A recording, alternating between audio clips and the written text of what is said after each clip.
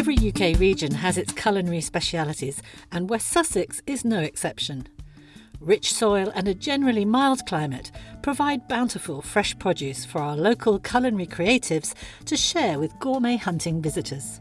At High Weald Dairy in the village of Horsted Canes, marketing manager Steve Saunders talked me through their award-winning cheeses. Well, quite an array of cheeses that we have for High Weald Dairy, all pasteurised, all vegetarian, produced by us on the farm itself.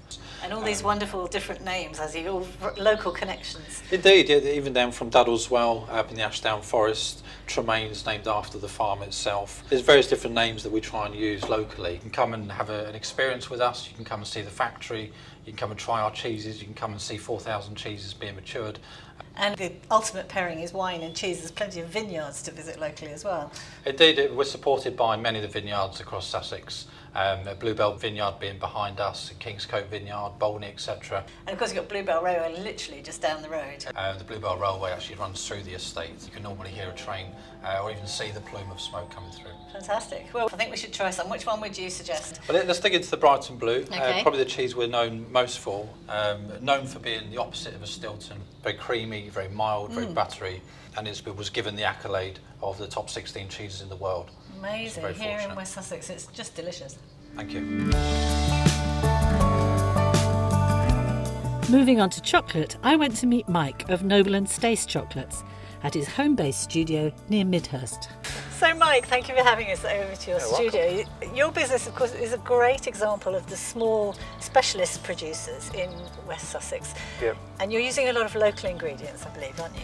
I started off just coming into contact with lots of local gin distilleries, and there are lots of them around here, and I really like gin as well, so it was an obvious thing to try and pair chocolate and gin, and I use a lot of that now, all local, and sparkling wines as well from vineyards. Plenty of those in West Plenty Sussex. of those, all very good. We've got some of your lovely products here. I mean, what's the range now? What are you producing? So I do quite a lot of things at different seasons, obviously, so Easter, Christmas as well, but year round, around about 50 different items now, I think. Wow. So quite a lot.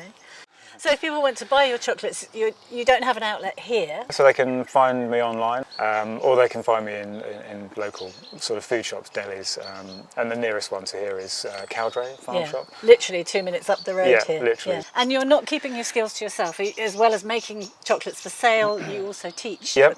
So I'd like a morning masterclass at another local venue called the Artisan Bakehouse. So we have small groups of people that want to learn the basics of making chocolate and tempering chocolate. And, sounds like heaven to me. Yeah, lots of chocolate eating and making, and then they go away with a huge bag full of stuff that they've made. So it's good fun. Last but not least, West Sussex now has a global reputation for its ever-increasing wine production. Bolney Wine Estate were pioneers of West Sussex wine production.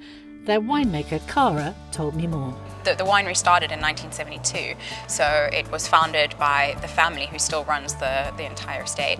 And this year, 50 years is our big celebration, so we've got loads of events that are happening in order to actually enjoy it and experience it and share it with everyone in West Sussex. So when visitors come to the Bolney Wine Estate, what kind of experiences can they enjoy? So we have 2 tours a day, which are generally what most people will go for. But you can also come down to the cafe restaurant.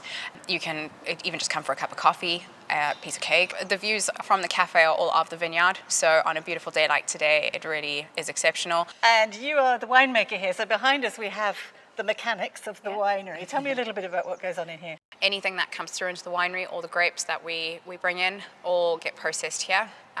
We have 2 big presses at the back, and we do all of our red wine, sparkling and still wine production here. We will see it all the way through to the end of the fermentation until the point that we get it ready for bottling, where it goes down to the bottom of the farm and I get it ready for the consumer. So literally everything is on site? Everything happens on site, that's correct. And obviously you're not going to come to a winery without drinking the wine, so presumably you can do wine tasting. Of course, you can do tastings in the cafe with your lunch or on its own, and when you have a tour you would get wine tastings included in that. Fabulous. I think we should go try some. Yes, I do.